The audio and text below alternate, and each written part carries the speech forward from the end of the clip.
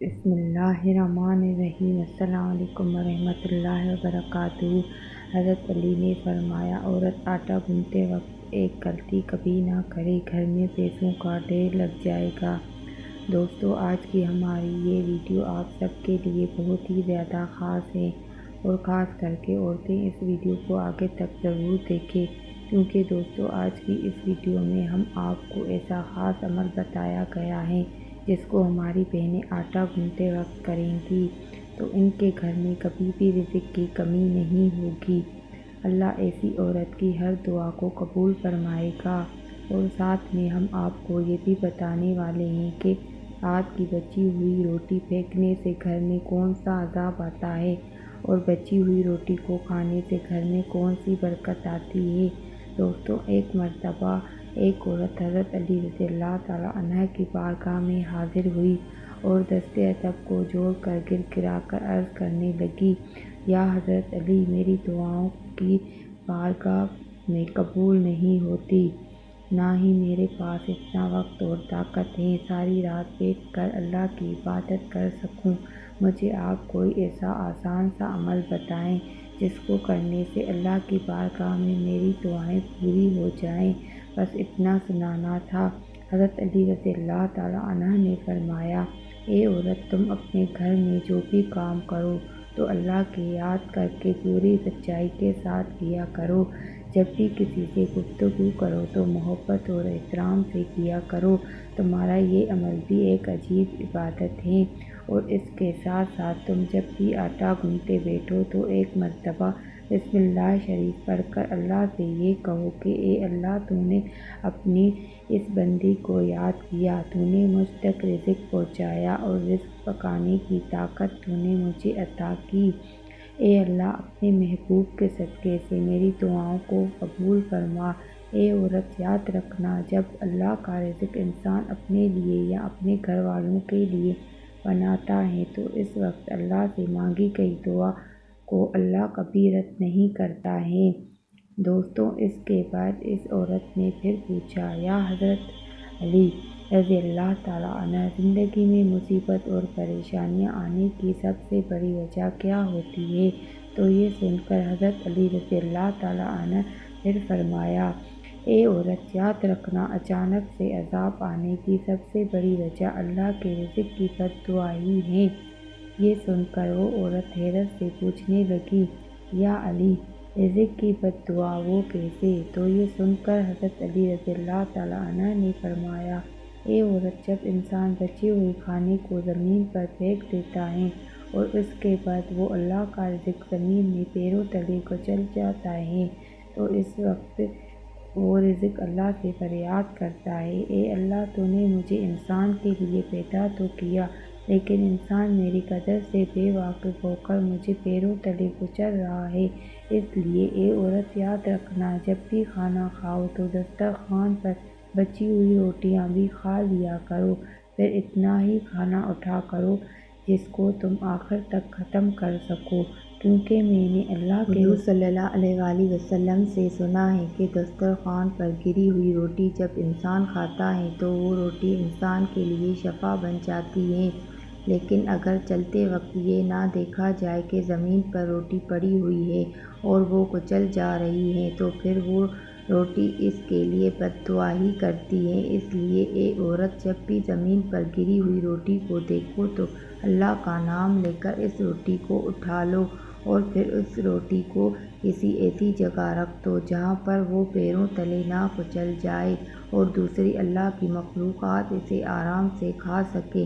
اے عورت، اس عمل سے اللہ کا رزق تمہارے لیے دعائیں کرے گا، اور رزق کی دعائیں اللہ تعالیٰ کبھی رد نہیں کرتا ہے۔ دوستو، اس طرح ایک مرتبہ ایک شخص اپنے گھر سے رات کی بچی ہوئی روٹیوں کو باہر پھینک رہا تھا۔ اس وقت حضرت علی رضی اللہ تعالیٰ عنہ نے اس شخص کو دیکھ لیا تو آپ نے اس شخص کے قریب گئے اور فرمانے لگے، اے شخص، یاد رکھنا، رات کی بچی ہوئی روٹی پر اللہ کا نور برستا ہے۔ رات کی بچی ہوئی روٹی میں برکت اور خوشحالی کی ضمانت ہوتی ہے۔ یہ سن کر وہ شخص عرض کرنے لگا، یا علی، وہ کیسے؟ تو آپ نے فرمایا، ایک شخص جب انسان اپنے سامنے کھانے کے لیے روٹی رکھتا ہے تو وہ روٹی ہی سے اللہ کے دربار میں فریاد کرتی ہے، اے اللہ، تو نے مجھے پیدا کیا اور آج تیرا بندہ جسے تو اشرف المخلوقات وہ مجھے کھا رہا ہے۔ لیکن افسوس، جب انسان کچھ روٹی کھانے کے بعد کچھ روٹی کو بچا لیا لیتے ہیں تو پھر وہ روٹی پوری رات گمشدہ ہوتی ہے اور وہ اللہ کے دربار میں فریاد کرتی ہے کہ اے اللہ، تو نے مجھے انسان کے لیے پیدا تو کیا لیکن انسان نے مجھے ٹھکرا دیا۔ اس کے بعد یہ دیکھ کر اللہ اپنے فرشتوں کو حکم دیتا ہے کہ جاؤ اور اس روٹی پر نور برساتے رہو، جس نے بھی اس کو ٹھکرایا ہے اس کے گھر سے برکت کو اٹھا لو، اور جو کوئی اس بچی ہوئی روٹی کو صبح اٹھ کر کھائے گا تو ایسا شخص خوب برکت اور رحمت پائے گا۔ کیونکہ ایک شخص، میں نے اللہ کے رسول صلی اللہ علیہ وآلہ وسلم سے سنا ہے، رات کی بچی ہوئی روٹیوں پر اللہ کا نور برستا ہے۔ اس لیے دوستو، کبھی بھی رات کی بچی ہوئی روٹیوں کو باہر نہ پھینکا جائے بلکہ صبح ان کو گرم کر کے کھا لیا جائے۔ آج کل کے دور میں اللہ تعالیٰ کی طرف سے رزق کی اتنی فراوانی ہے، اتنی ہی اللہ تعالیٰ کی ناشکری کی جاتی ہے، اور اس طرح رزق کی ناقدری بھی۔ تو حق تو یہ بنتا ہے کہ جتنی ہمارے اوپر اللہ تعالیٰ کی نعمتوں کی فراوانی اور وسعت ہے، ہمیں اتنا ہی زیادہ شکر ادا کرنا چاہیے۔ شکر ادا کرنا تو دور کی بات ہے، ہم اللہ کے فرائض پورے نہیں کرتے۔